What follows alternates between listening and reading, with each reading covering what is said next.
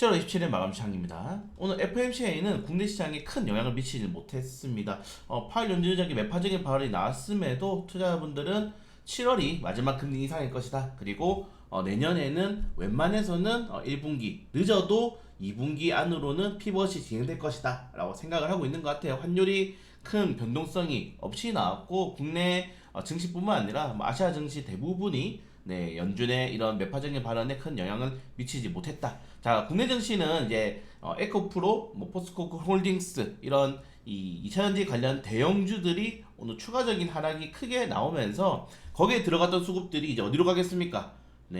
2차전지에 들어간 수급은 여러분들 워낙에 규모가 크기 때문에 받을 수 있는 업종이 많이 없습니다. 왜냐면은 지금 2차전지 같은 경우에는 개인 투자자들이 물론 저가에서 쌓아 올린 물량도 있지만은 최고점 구간에서는 외국인 투자자들이 현물과 공매도 같이 들어왔단 말이죠. 그러면은 현물과 공매도로 인한 어떻게 보면은 프로그램이 작동이 되었고 거기서 인한 조정이 나왔을 때 나왔던 물량들이 반도체라든가 오늘은 반도체로 주로 올라갔죠. 그게 아니라면은 자동차 업종들도 반등이 나왔었고요. 조선, 그러니까 지금 실적 기반의 종목들 위주로 수급이 좀 많이 쏠린 것 같아요. 그래서 사실은 전체적인 규모를 봤을 때는 반도체, 자동차, 조선, 제약바이오 요 정도가 이제 업종과 테마로 그 이차전지 수급들을 받을 수가 있는데 제약바이오는 사실은 오늘 바닥에서 좀 많이 올랐지만은 늘 말씀드리지만은 실적 모멘텀은 아닙니다. 제약바이오는 말 그대로 테마주로 보시는 게 조금 더 맞지 않나 그렇게 싶고 결국에는 반도체 실적이 이제 완전 바닥을 찍고 턴어라운드 하는 종목 그리고 자동차 실적이 지금부터 가장 좋은 종목 그냥 올해 실적이 가장 좋은 종목 그리고 조선 조선은 뭐가 있습니까? 정부 지원 플러스 실적이 중간 정도에서 다시 한 번 더 치고 올라가는 그런 흐름이 나올 수 있는 종목들이죠. 그래서 이 세 가지 종목들이 아마 하반기에는 주목을 받을 가능성이 가장 높다. 이 정도까지만 확인하시면 될 것 같습니다. 오늘 거래대금도 코스닥에서 코스피로 굉장히 많이 이전이 되었죠. 그 정도로 시장에서의 주도주들이 역할을 전환하는 흐름이 나왔고 에코프로가 고점 구간에서 지금 30% 떨어졌는데 원래 고점 구간에서 딱 30% 떨어지잖아요. 그럼 거기서부터 이제 기술적인 반등이라든가 아니면은 완전히 시세 하락이 나옵니다. 왜냐면은 우리가 흔히 말하는 21선이 고점 대비가 신고점 대비 해가지고 이제 거의 30%딱 떨어지면 21선에 되어요 주가가. 그렇기 때문에 거기서 기술적인 반등이 나올 수 있는지 좀 지켜봐야 될 필요가 있을 것 같은데 역사적으로 제가 어제도 마감 시간에 말씀드렸잖아요. 역사적으로 최고 거래량과 신고점을 때린 주가가 추가적으로 올라가는 종목이 한 종목도 없습니다. 한 종목도 역사적으로. 제가 그래서 아람코도 봤어요. 아람코는 계속 올라가니까 아람코도 조정이 나왔습니다. 그렇기 때문에 이제 30% 조정 구간에서 2,000점 정도의 반등이 나올 것이냐 여전히 배터리 아저씨는 300만원 400만원 간다고 이야기를 하고 있기 때문에 거기에 대한 또 추정하는 투자자분들 굉장히 많으시죠. 그래서 여전히 힘은 강하지만은 한번 꺾인 주식은 단기적으로 올리기 힘듭니다. 그리고 제가 계속적으로 말씀을 드리고 있는 게 이 일본의 스미모토 광산, 스미모토 메탈이 시가총액이 13조 원입니다. 근데 에코프로 BM이 시가총액이 70조예요, 70조. 그리고 스미모토 상사까지 포함해도 두 개 합쳐야 이제 한 50조가 조금 넘거든요. 55조가 조금 넘는데, 그러니까 전 세계 1위 기업이랑 2위 기업이랑 이미 2위 기업이 너무 많이 올랐다 이거예요. 그래서 아무리 에코프로 BM이 전망이 좋다 하더라도 이 스미모토 그룹주보다는 좀 조정이 나와야지 추가적으로 이 오버행 이슈를 조금 논란을 잠재울 수 있지 않나라고 생각됩니다. 이 2차전지 업종들에 대한 전망을 안 좋게 보는 사람은 없어요. 다만 너무 많이 올랐어요. 너무 많이 올랐기 때문에 오늘 반도체 업종으로 탄력이 크게 나왔고 특히 반도체 같은 경우에는 제가 어제도 말씀드렸다시피 SK 하이닉스가 실적이 굉장히 좋게 나왔죠. 어제 SK 하이닉스가 실적이 굉장히 좋게 나왔는데 그렇게 시장에서 주목을 받지 못했습니다. 그리고 오늘 삼성전자까지 괜찮은 실적을 발표했죠. 삼성전자 같은 경우에는 4분기에는 흑자전이 거의 예상되고 있어요. 이렇게 된다면은 올해 통으로 적자를 전환할 것이라는 시장의 전망치를 빠르게 희석시키고 있기 때문에 투자자들이 삼성전자라든가 SK하이닉스 그리고 다른 반도체 업종으로 좀 피난을 갔다라고 생각하시면 될 것 같습니다. 자, 그리고 제가 이 선물이 최근에 너무 많은 변동성을 일으키고 말씀을 드렸는데 과연 내일 어떤 식의 흐름이 나올 건지 좀 확인해야 될 필요가 있을 것 같아서 최근에 선물 같은 경우에는 말 그대로 뭐 선물 옵션을 하기 위해서 들어오는 게 아니고 대형주를 움직여서 지수를 추정하는 대형주를 현물로 때려서 선물을 컨트롤하는 그런 용도로 쓰고 있습니다. 네, 그렇기 때문에 원래는 선물이 들어오면은 그다음 현물이 들어왔거든요. 근데 지금은 완전히 뭐 반대예요. 그렇기 때문에 내일까지 현물에 대한 포지션은 조금 더 확인해 볼 필요가 있을 것 같다. 네, 이 정도까지만 보시면 될 것 같고요.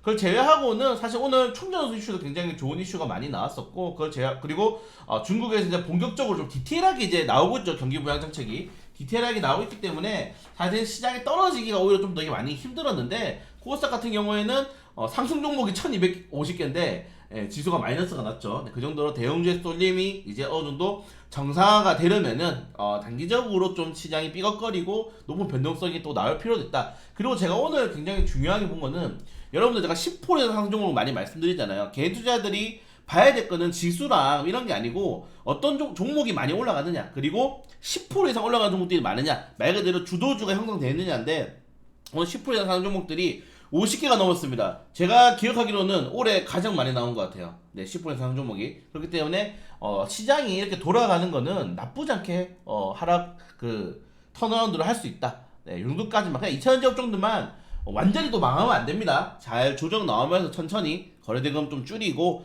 이제 다시 한번 더 밸류에이션 키워가지고 다시 올라가면 되는 거잖아요. 그 대신에 이제는 비영역자들의 보유 구간입니다. 여기서 다시 들어간다거나 뭐 출매한다거나 이렇게 하면 안 돼요.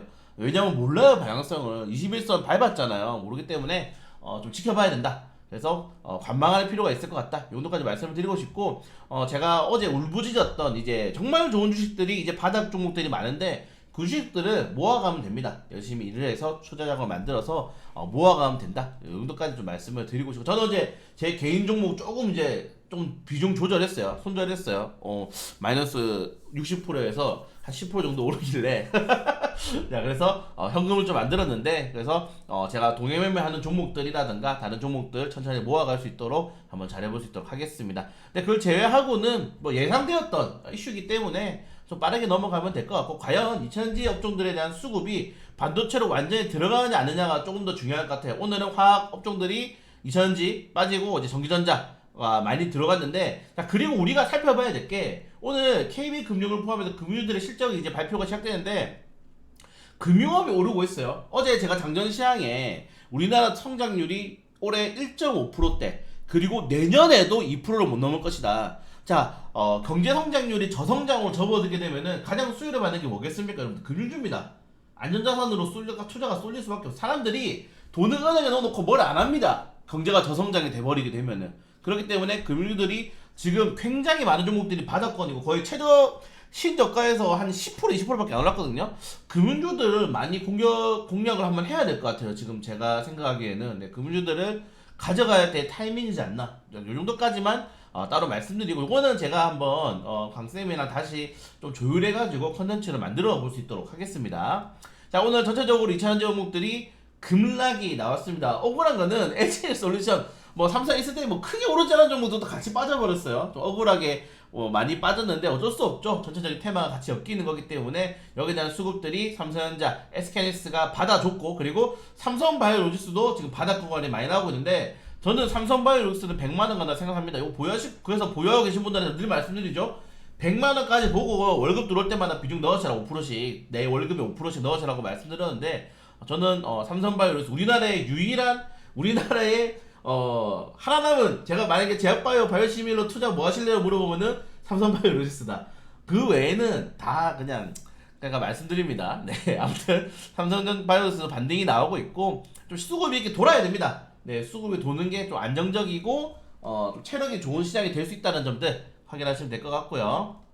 그리고 오늘 코스피에서 무려 상한가 4개 나왔습니다. 자, LS네트워크스, LS전선아시아가 지금 전체적으로 두 번째 대장주라는 뭐 시장의 이슈도 나오고 있는데, 일단은 실적이라든가, 저는 이거 이제 해상풍력, 지금 우리나라가 정부가 태양광을 완전히 조지고 있거든요. 그러면은 결국 태양광을 조진다 하더라도 이 신재생 에너지 비중을 늘릴 수밖에 없습니다. 전 세계적으로 그렇게 지금 만들어가고 있고, 거기에 대해서 지속적으로 규제를 걸고 있기 때문에 그럼 풍력이 대체가 될 수밖에 없겠죠. 원자력 같은 경우에는 제가 4월까지 봐야 된다. 왜냐면은 법안을 통과를 못 시켜요. 지금 원자로가 새로 지을 수 있는 법안이 없습니다, 여러분들. 네, 근데 지금 정부 여당이 하고 싶어도 과반수가 야당이기 때문에 총선의 결과에 따라서 원전이 어떻게 될 건지 그리고 다른 신재생 에너지들이 어떻게 될 건지가 결말이 난다. 만약에 총선에 이제 민주당이 이겼어. 그러면은 원전 절대 다시 못 짓습니다. 그럼 뭐 해야 되겠습니까? 풍력이 다시 올라가겠죠. 예, 왜냐면 신재생 에너지의 비중을 메꿔야 되니까 아니면 태양광들이 다시 반등이 나올 수 있겠죠. 근데 지금 정부 여당이 이겼어요. 그러면은 이제 모든 투자 자금을 원자력에다가 때려 박아야 됩니다. 정부가 무조건 새로운 원전 짓는 거 법안 통과시킬 거예요 아마. 그렇기 때문에 4월 이후에 신재생 에너지들은 적극적으로 공략하는 게 맞고 그 정도까지 그 전에는 반등 조정이 좀 나올 수 있다. LS 그룹도 마찬가지입니다. 워낙에 저평가됐고 바닥에서 뭐 리포터가 이제 하나가 나와 그걸 올렸는데 일단 뭐 과열된 상황에서 좀 좋은 호재가 그냥 수혜를 받은 것 같다라고 생각이 되고요. 오늘 외국인 투자자들의 수매에서 이어졌음에도 불구하고 네, 거래 비중이 어마무시하죠. 네, 거래 비중이 진짜 좀 무서울 정도입니다. 40%가 넘어가는 거래 비중인데 여러분들 기억하세요. 이런 시장은 역사상 없었습니다. 우리는 지난 일주일 동안 역사상 처음 보는 시장을 맞이했어요. 다만 반복된다.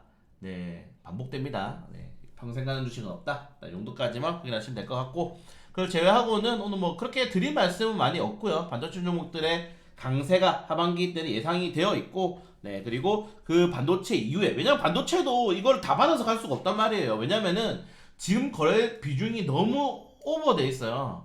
네 거래 비중이 평균적으로 합쳐서 막 25조 원 정도 네 이렇게 나오다가 갑자기 지금 평균 거래들이 막 40조 원 넘어갔잖아요. 그럼 줄어들겠죠. 왜? 과열되는 종목이 없으니까. 줄어든단 말이에요. 그럼 줄어들면서 이제 종목들이 안정화를 가져가 거기서 다시 한번 주도적으로 형성될 건데 줄어들면서 올라갈 수 있는 종목들이 반도체나 뭐 조선 이 정도 업종이다. 자동차 업종이고 그 외에 다른 종목들 같은 경우에는 조금 더 체크를 해야 될 필요가 있을 것 같습니다. 그래서 쏠림 현상은 지속된다. 이건 어쩔 수 없다. 왜? 저 거래대금을 받아야 되기 때문에. 그래서 거래대금을 받고 이제 소멸 천천히 거래대금을 조정시키겠죠. 그래서 반도체 장비주가 가장 1픽, 2픽 같은 경우는 제 기준으로는 조선기자재, 그 다음에 3픽이 자동차 이렇게만 좀 체크하시면은 좋을 것 같습니다. 그리고 4픽이 이제 금융인데 요거 한 번 더 컨텐츠 만들어서 전달해드릴 수 있도록 할게요. 네, 시간에 가니까 종목도 한번 확인해 보시면 될 것 같고 시간에 가니까 2차 종목들이 많이 떨어졌습니다. 네, 오버행 이슈가 많이 나왔기 때문에 네, 배터리 아저씨 영상들 보시면서 이거 보여 계신 분들은 멘탈 조금 잡으시면은 좋을 것 같아요. 네, 이 정도까지 좀 말씀을 드리면서 이제는 불타고 있는데 이게 뭐 좋아서 탈 때도 있고 떨어지면 탈 때도 있는데 이제는 비보유자 대응이다. 신경 쓰지 말자. 2차전지 보유 안 하신 분들은 신경 쓰지 말자. 네, 그리고 제가 NMF를 저는 가지고 있잖아요. 너무 좋아. 네, 천천히 출마할 겁니다. 저는 개인적으로 NMF가 지금 가치에 딱 맞다고 생각하거든요. 천천히 모아가가지고 11월달에 한번 뚜껑 열어볼게요. 네, 아무튼 이 정도까지 말씀드리면서 마감 시간 마치도록 하겠습니다.